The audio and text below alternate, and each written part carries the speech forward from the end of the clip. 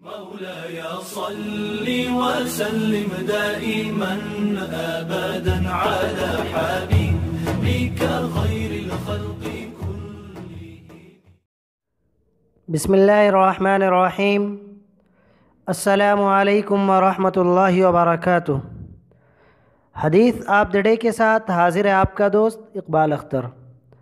عزیز دوستوں، آج کی حدیث ہم نے سنن ابو داؤد سے منتخب کی ہے، جس میں عذاب قبر اور قبر میں پوچھے جانے والے سوال و جواب کے متعلق بیان کیا گیا ہے.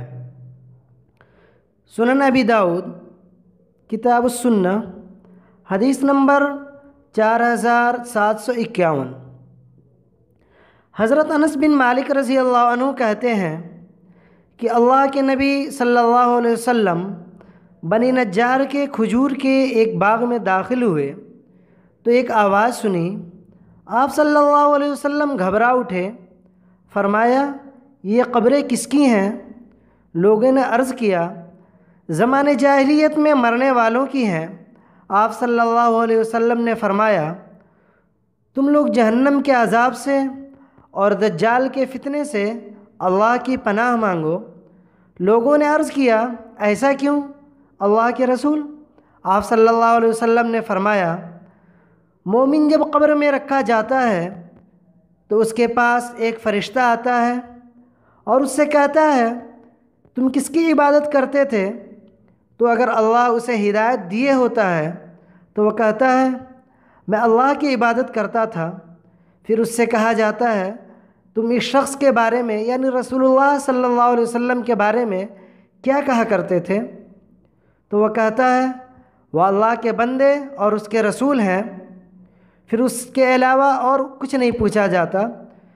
پھر اسے ایک گھر کی طرف لے جایا جاتا ہے جو اس کے لیے جہنم میں تھا، اور اس سے کہا جاتا ہے، یہ تمہارا گھر ہے جو تمہارے لیے جہنم میں تھا، لیکن اللہ نے تمہیں اس سے بچا لیا، تم پر رحم کیا ہے اور اس کے بدلے میں تمہیں جنت میں ایک گھر دیا. تو وہ کہتا ہے، مجھے چھوڑ دو کہ میں جا کر اپنے گھر والوں کو خوشخبری دے دوں. لیکن اس سے کہا جاتا ہے، ٹھہرا رہ. اور جب کافر قبر میں رکھا جاتا ہے تو اس کے پاس ایک فرشتہ آتا ہے اور اس سے ڈانٹ کر کہتا ہے، تو کس کی عبادت کرتا تھا؟ تو وہ کہتا ہے، میں نہیں جانتا. تو اس سے کہا جاتا ہے، نہ تو نے جانا اور نہ کتاب یعنی قرآن پڑھی.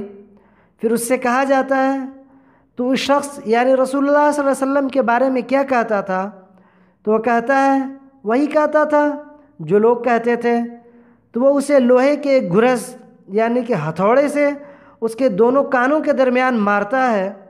تو وہ اس طرح چلاتا ہے کہ اس کی آواز انسان اور جنات کے علاوہ ساری مخلوق سنتی ہے. دوستوں، اللہ تعالیٰ سے دعا کریں کہ اللہ تعالیٰ ہم سب کو قبر کے عذاب سے بچائے. آمین. السلام علیکم ورحمۃ اللہ وبرکاتہ.